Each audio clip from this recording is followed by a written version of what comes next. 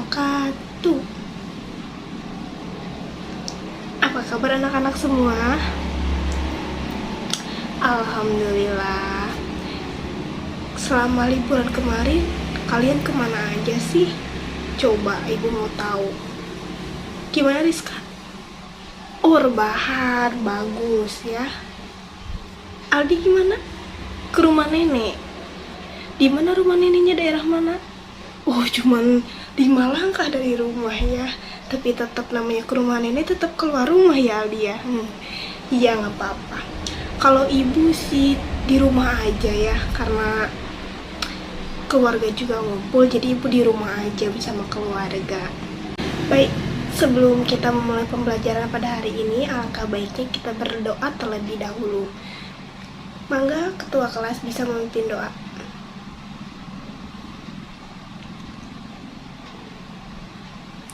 Amin. Oke, setelah kita berdoa, mari kita lanjut ke pembelajaran pada hari ini. Jadi, pada hari ini kita akan membahas mengenai integrasi nasional. Baik, sebelum mulai, ada yang tahu nggak integrasi nasional itu apa? Oke, Amel, boleh. Ya, betul sekali apa yang disampaikan oleh Amel, bahwa integrasi nasional ini merupakan proses mempersatukan perbedaan-perbedaan. Nah, baik, selanjutnya di sini Ibu akan menjelaskan mengenai definisi integrasi nasional berdasarkan beberapa versi. Baik, yang pertama ini, secara politisi, integrasi nasional merupakan penyatuan berbagai kelompok budaya dan sosial dalam kesatuan wilayah nasional yang membentuk suatu identitas nasional. Itu berdasarkan politisi. Lalu yang kedua, itu ada berdasarkan antropologi. Di situ dikatakan bahwa integrasi nasional berarti bahwa proses penyesuaian di antara unsur-unsur kebudayaan yang berbeda sehingga mencapai suatu kesatuan fungsi di dalam kehidupan masyarakat. Dari dua definisi di atas, dapat kita simpulkan bahwa integrasi nasional adalah usaha dan proses mempersatukan perbedaan-perbedaan yang ada pada suatu negara sehingga terciptanya keserasian dan keselarasan secara nasional. Oke, sampai sini dapat dipahami atau ada yang ditanyakan? Dapat dipahami? Oke, kita lanjut ya. Selanjutnya, terdapat faktor-faktor yang mempengaruhi integrasi nasional.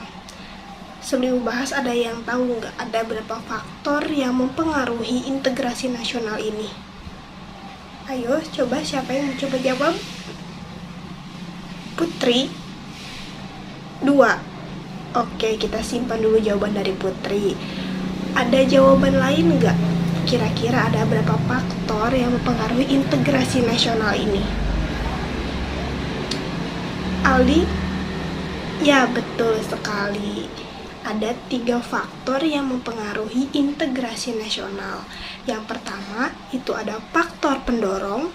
Yang kedua, ini ada faktor pendukung. Dan yang ketiga, ada faktor penghambat. Ya, jadi perlu diingat ya, terdapat 3 faktor yang mempengaruhi integrasi nasional. Yang pertama, itu ada faktor pendorong. Yang kedua, ini ada faktor pendukung. Dan yang ketiga ini ada faktor penghambat. Oke, dapat dipahami sampai sini? Oke, mantap. Oke, selanjutnya, kira-kira contoh dari ketiga faktor itu seperti apa sih, Bu? Contoh konkret itu seperti apa sih? Faktor pendorong itu seperti apa sih? Faktor pendukung itu seperti apa sih? Dan faktor penghambat itu seperti apa contohnya? Kira-kira ada yang tahu gak? Coba yang tahu. Yang pertama, contoh faktor pendorong terlebih dahulu. Silakan, ada yang tahu nggak? Kira-kira apa aja?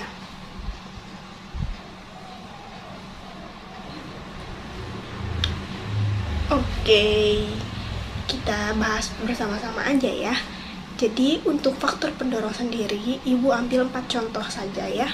Yang pertama ini adanya rasa yang senasib dan seperjuangan. Jadi salah satu contoh faktor pendorong ini harus adanya rasa senasib dan rasa seperjuangan. Lalu yang kedua ini adanya ideologi nasional. Yang ketiga itu adanya sikap tekad dan keinginan untuk kembali bersatu. Dan yang keempat, ini adanya ancaman dari luar. Baik, selanjutnya kita membahas tentang faktor pendukung. Ibu juga ambil 4 contoh faktor pendukung di sini. Yang pertama ini penggunaan bahasa Indonesia. Jadi, penggunaan bahasa Indonesia yang terus meningkat di Indonesia ini menjadi salah satu faktor pendukung integrasi nasional. Lalu yang kedua ini semangat persatuan serta kesatuan di dalam bangsa Indonesia. Yang ketiga, adanya kepribadian dari pandangan hidup kebangsaan yang sama, yaitu Pancasila. Baik, dan yang keempat itu adanya jiwa dan rasa semangat dalam bergotong royong. Nah, itu merupakan faktor pendukung dari integrasi nasional. Selanjutnya yang terakhir itu faktor penghambat integrasi nasional. Di sini Ibu juga mengambil 4 contoh faktor penghambat integrasi nasional. Yang pertama yaitu kurangnya penghargaan terhadap kemajemukan. Yang kedua yaitu kurangnya toleransi antar sesama golongan. Yang ketiga yaitu kurangnya kesadaran di dalam diri masing-masing rakyat Indonesia. Dan yang keempat yaitu adanya sikap ketidakpuasan terhadap ketimpangan dan ketidakmerataan pembangunan. Nah, jadi itu semua merupakan faktor-faktor yang mempengaruhi integrasi nasional. Baik, sampai sini ada yang mau ditanyakan dulu nggak? Faktor-faktor yang mempengaruhi integrasi nasional dapat dipahami? Syukur kalau dapat dipahami. Kita lanjut ya. Di sini selanjutnya Ibu akan membahas mengenai ancaman integrasi nasional. Terdapat 2 ancaman integrasi nasional ya, tolong dipahami. Terdapat 2 ancaman integrasi nasional. Yang pertama ini ada ancaman militer, yang kedua itu non-militer. Oke, militer dan non-militer.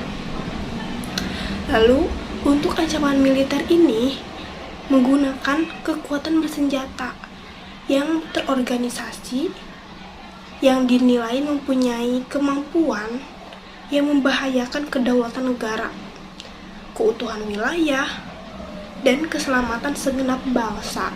Jadi untuk ancaman militer ini, simpelnya ini ancaman yang menggunakan kekuatan senjata ya. Jadi melalui perlawanan. Nah, ancaman militer ini dibagi menjadi 2. Yang pertama ini ancaman militer dalam negeri, dan yang kedua ini ancaman militer luar negeri. Contoh dari ancaman militer dalam negeri ini contohnya adalah pengkudetaan. Nah, pengkudetaan ini masuk ke dalam contoh ancaman militer di dalam negeri. Nah, yang kedua itu ada ancaman luar negeri, contohnya itu agresi. Nah, jadi agresi ini masuk ke dalam contoh ancaman militer dalam negeri. Selanjutnya, contoh-contoh lain dari ancaman militer ini seperti apa sih? Yang pertama ini dapat berbentuk agresi yang tadi sudah Ibu sebutkan. Lalu yang kedua ini pelanggaran wilayah. Yang ketiga ini ada spionase. Yang keempat ini ada sabotase. Yang kelima ini ada aksi teror bersenjata. Yang keenam ini ada pemberontakan. Dan yang ketujuh itu ada perang saudara. Oke, sampai sini ada yang mau ditanyakan terlebih dahulu mengenai ancaman militer? Oke, kita lanjut ya. Baik, kita lanjut selanjutnya untuk ancaman non-militer. Kalau tadi militer itu ancaman yang berbentuk kekuatan bersenjata, nah kalau non-militer ini berbeda dengan militer. Jadi non-militer ini memiliki karakteristik yang berbeda dengan ancaman militer yang tadi sudah dijelaskan oleh Ibu, yaitu tidak bersifat fisik serta bentuknya tidak terlihat seperti ancaman militer. Nah, untuk non-militer ini wujudnya tidak terlihat seperti militer yang sudah dijelaskan tadi. Contoh dari ancaman non-militer ini seperti apa sih bentuknya, Bu? Nah, untuk contoh ancaman non-militer ini seperti ancaman terhadap ideologi, politik, ekonomi, sosial budaya, penahanan dan keamanan, dan lain-lain. Oke, jadi harus dipahami ya perbedaan dari ancaman militer dan non-militer seperti apa. Untuk ancaman militer itu berbentuk ancaman kekuatan bersenjata, jadi terlihat secara fisik. Kalau non-militer ini menyerang ideologi dan lain-lain, pokoknya serangan atau ancaman yang tidak terlihat secara fisik. Oke, bisa dipahami? Oke. Nah, setelah yang tadi Ibu sampaikan itu mengenai integrasi nasional, sekarang Ibu akan mengadakan tes atau ulangan harian mengenai materi integrasi nasional untuk melihat sejauh mana kalian semua dapat memahami apa yang sudah Ibu sampaikan. Jadi untuk sekarang Ibu beri waktu 20 menit untuk menghafal terlebih dahulu. Lalu setelah itu Ibu akan mengadakan tes menggunakan quizzes. Jadi tidak di kertas ya. Jadi menggunakan quizzes. Tesnya nanti Ibu share linknya di grup. Lalu kalian bisa mengerjakannya secara langsung. Oke, untuk sekarang silahkan menghafal terlebih dahulu materi yang sudah Ibu sampaikan. Baik anak-anak semua, gimana dengan hasil tes kalian? Sudah bisa melihat langsung hasil nilainya kan? Ya, ternyata kalian memahami apa yang Ibu sampaikan, dan alhamdulillah rata-rata hampir semua anak-anak Ibu di sini ini nilainya di atas rata-rata. Semoga untuk materi selanjutnya di minggu depan kalian bisa lebih bersemangat lagi belajarnya dan lebih memahami lagi. Oke.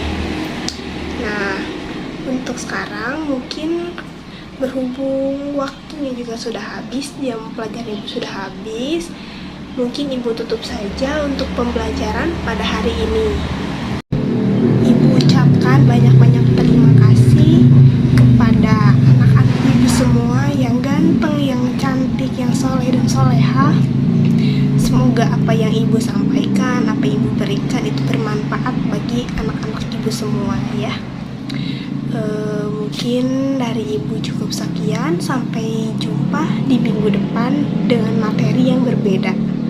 Terima kasih sekali lagi Ibu ucapkan. Akhir kata, wassalamualaikum warahmatullahi wabarakatuh.